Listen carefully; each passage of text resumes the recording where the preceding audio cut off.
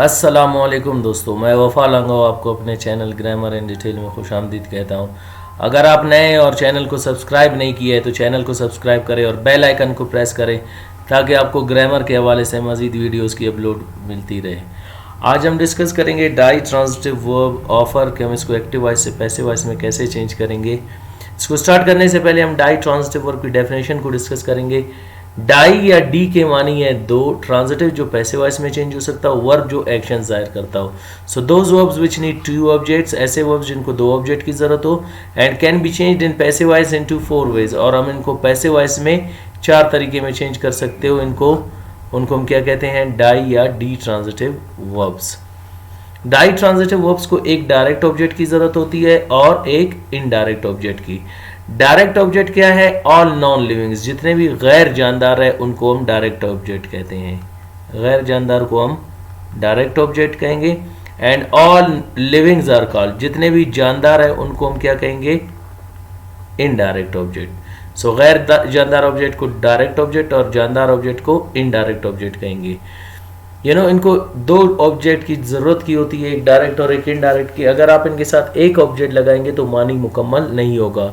आज के ही die transitive verb हम ऑफर से इनको समझने की कोशिश करेंगे।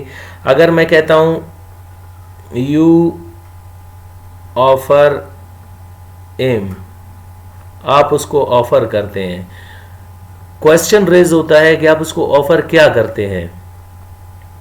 यू ऑफर अ कार, आप एक गाड़ी ऑफर करते हैं किसको, या पेशकश करते हैं, उसको पेशकश देते हैं किसको। तो उसके लिए अपने इनडायरेक्ट और डायरेक्ट ऑब्जेक्ट को एक साथ लाना है। जैसे you offer M uh car, तो यहाँ पे मानी मुकम्मल है कि you offer M what a car, you offer a car to whom, to M. वैसे तो हम इनडायरेक्ट ऑब्जेक्ट को शुरू में लाते हैं, डायरेक्ट को बाद में। अगर आप इनके जगहों को शफल करना चाहें तो याद रखें आपके इनडायरेक्ट ऑब्जेक्ट यानी इम के साथ प्रीपोजिशन लगेगा। जैसे you offer a car to him, आप उसको एक गाड़ी की पेशकश करते हैं या उसे ऑफर करते हैं। तो ये हो गए इसके दो तरीके। एक्टिव वॉइस में हमारा मेन टारगेट है हम इसको पैसिव वॉइस में कैसे चेंज करेंगे। आज हमारा डाई ट्रांजिटिव वर्ब है ऑफर, और इसको हम चेंज करेंगे मॉडल एक्सिलरी वर्ब शैल के साथ। As a helping verb shall को इस्तेमाल ख़त्म हुआ है, लेकिन अगर as a modal auxiliary verb आप यूज़ करना चाहें तो आप कर सकते हैं। शैल और विल एक दूसरे के उलट है। एक इनफॉर्मल के लिए यूज़ होता है और एक फॉर्मल, और इन दोनों को हम फ्यूचर पॉसिबिलिटी के लिए यूज़ करते हैं। और आने वाले वक्त में 50% किसी एक्शन के इम्कान होने का ज़ाहिर हो तो उसके लिए हम क्या यूज़ करेंगे, मॉडल एक्सिलरी वर्ब शैल। देखें, सिंपल सेंटेंसेस विच में एक सिंपल स्टेटमेंट, इसके सिंपल सेंटेंसेस हम डिस्कस करेंगे। You shall offer him a job, आप उसको एक नौकरी की पेशकश देते हैं। And you shall offer a job to him, आप एक नौकरी की पेशकश उसको देते हैं, देंगे। Clear, that is known as the two ways. मैंने पहले भी कहा था प्रीवियस स्लाइड में कि एम शुरू में आता है, अ जॉब बाद में, यानी इनडायरेक्ट ऑब्जेक्ट शुरू में, डायरेक्ट ऑब्जेक्ट बाद में। अगर आप डायरेक्ट ऑब्जेक्ट को शुरू में लाना चाहें तो इनडायरेक्ट ऑब्जेक्ट के साथ प्रीपोजिशन लगेगा। तो ये हो गए इसके दो तरीके एक्टिव वॉइस में।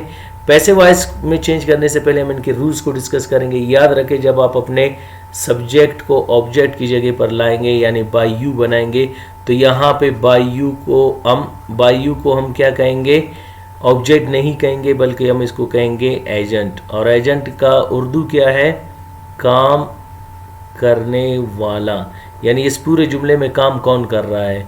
याद रखें, यहाँ पे काम करने वाला यानी एजेंट, इसका डेफिनेशन ये है कि it tells us who does an action, जुमले में काम कौन कर रहा है। सो यहाँ पे इनके ज़रिए काम नहीं हो रहा, बल्कि हमारा काम किसके ज़रिए हो रहा है, यू के ज़रिए हो रहा है। तो इसको हम क्या कहते हैं, एजेंट। और जब आप ऑब्जेक्ट को, चाहे वो इनडायरेक्ट है या डायरेक्ट ऑब्जेक्ट को सब्जेक्ट की जगह पे लाएंगे, यहाँ पे जैसे इम को ई बनाएंगे और आज जॉब को शुरू में लाएंगे, तो यहाँ पे हम इसको तो सब्जेक्ट कहेंगे, लेकिन ये doer of an action subject नहीं होगा, बल्कि इसको हम कहेंगे टाइटल या टॉपिक सब्जेक्ट, जिसको हम उर्दू में कहते हैं उन्वान। टाइटल टॉपिक सब्जेक्ट की डेफिनेशन क्या है, पर्सन, प्लेस और a thing in a sentence which we are talking about. कोई शख्स, जगह या चीज़ जिसके बारे में हम बात कर रहे हैं उसको हम क्या कहते हैं? Title subject. पहले में 2 पर्सन यानी फर्स्ट और सेकंड सेंटेंस में हम पर्सन के बारे में बात कर रहे हैं और थर्ड एंड फोर्थ सेंटेंस में हम किसी थिंग यानी चीज़ के बारे में बात कर रहे हैं। तो ये क्या कहलाते हैं? आपके टाइटल और टॉपिक सब्जेक्ट। याद रखें, अब जब इनडायरेक्ट ऑब्जेक्ट को सब्जेक्ट की जगह पे लाएंगे पहले और दूसरे जुमले में तो बाय यू शुरू में आएगा, अ जॉब बाद में, अ जॉब शुरू में आएगा तो बाय यू बाद में। जब आप थर्ड और फोर्थ सेंटेंस में यानी तीसरे और चौथे जुमले में जब अ जॉब को शुरू में लाओगे तो बाय यू शुरू में आएगा, टू हिम बाद में, टू हिम शुरू में आएगा, बाय यू बाद में।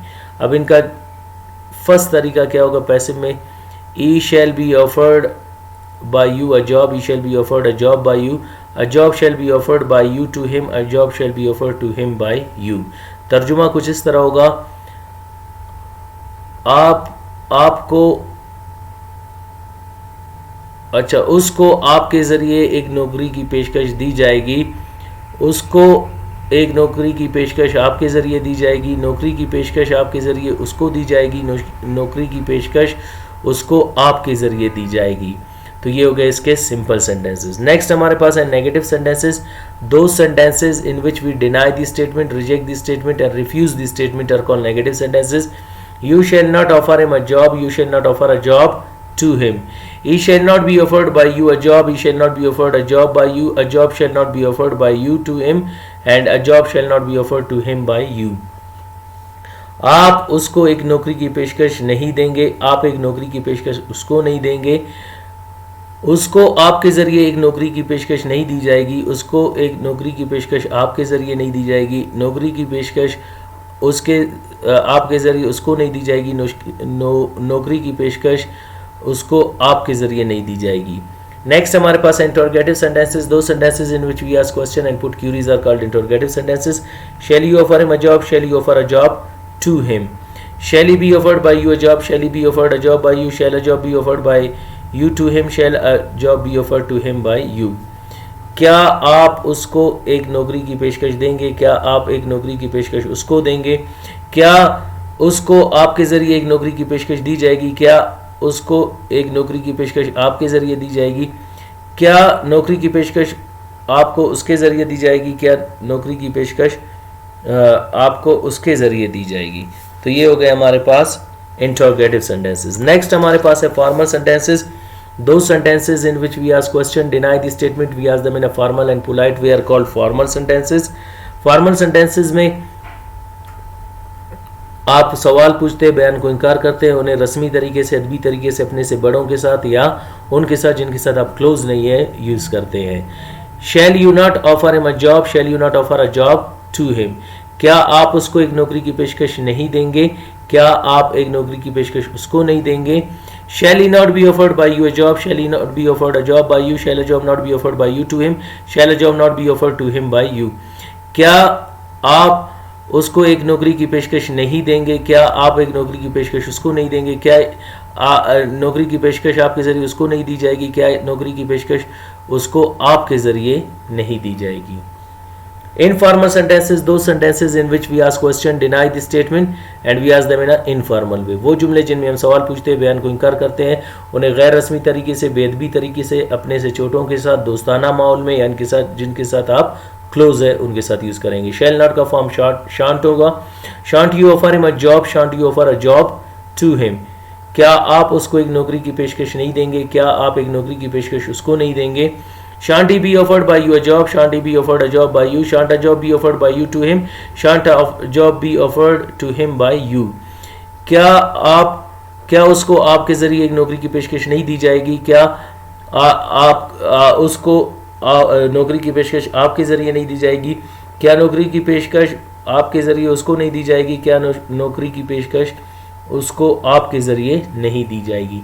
तो ये हो गए डाई ट्रांजिटिव वर्ब ऑफर के जुमले मॉडल एक्सिलरी वर्ब शैल के साथ। उम्मीद करता हूँ आज आपको आपका लेक्चर समझ आ गया होगा। मिलते हैं अगले लेक्चर में, अपना ख्याल रखिएगा। अल्लाह हाफिज़।